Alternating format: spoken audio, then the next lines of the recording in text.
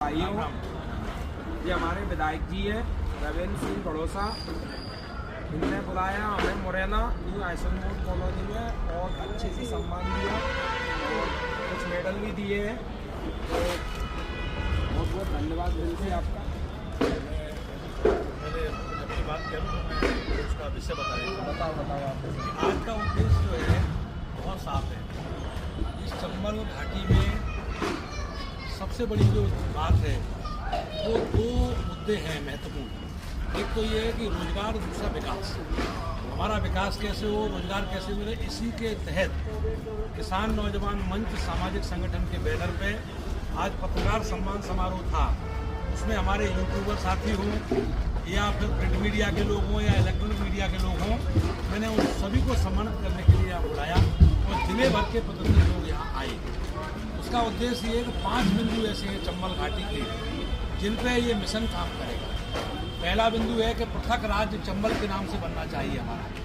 क्यों, जैसे उत्तराखंड राज्य बना, छत्तीसगढ़ बना, झारखंड बना, ऐसे ही हमारा चंबल राज्य बनना चाहिए 21 जिले मिलाकर। उसमें ललितपुर, झांसी, जालौन, औरैया, इटावा, आगरा, फिरोजाबाद और मथुरा, भिंड, मुरैना, ग्वालियर, शिवपुर, शिवपुरी, दतिया, धौलपुर, भरतपुर, करौली, सवाई माधोपुर, बारा, बूंदी और कोटा, इतने जिले मिलाकर के 38,000 वर्ग किलोमीटर एरिया है, 6 करोड़ की आबादी है।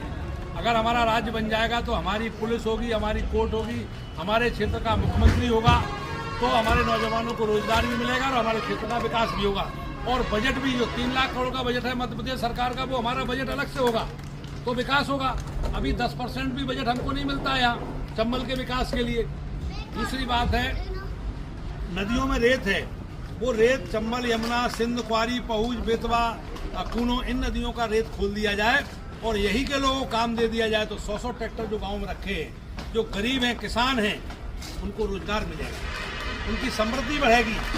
आज भूखों मरने की स्थिति में। तीसरी बात है कि चंबल, यमुना, क्वारी, सिंध, पहुज, आसन, पुरा, अनैया, अरिंद, पाणो, उटंगन, आपकी बनास नदी है, खारी नदी है, कूनो है, आपकी बेतवा है, सिंध है, इन नदियों के, चंबल, यमुना, इन नदियों के बेहड़ तटवर्ती हजारों एकड़ भूमि पड़ी है। जो उद्योग धंधे यहाँ लग जाएं तो जैसे महाराष्ट्र और गुजरात का विकास हुआ है वैसे हमारे क्षेत्र का भी विकास हो सकता है। और जो नौजवान बेरोजगार हैं, जो दिल्ली, मुंबई, कलकत्ता, पुणे, हैदराबाद, सूरत, बड़ौदा, अंकलेश्वर, अहमदाबाद जाते वो यही नौकरी करेंगे। अगला मुद्दा है गऊ अभ्यारण्य का। गौशाला से काम नहीं चल रहा है, गऊ अभ्यारण्य बनना चाहिए। जैसे चीता अभ्यारण्य बना है ऐसे गऊ अभ्यारण्य बन जाएगा।